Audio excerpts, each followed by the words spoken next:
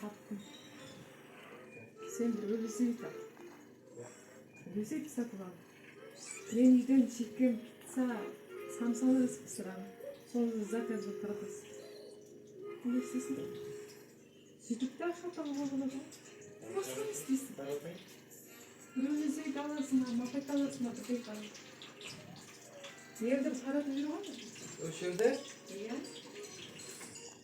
Қалаға да таратасың, артынан алып, өзіңе таратасың. Қалаға таратасың. Туристерді, телеканал. Senin ornatmasını düşünüyorsunuz. Nasıl yapıyorsun?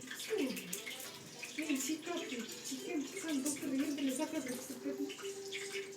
Sayın yer almayın, yer almayın.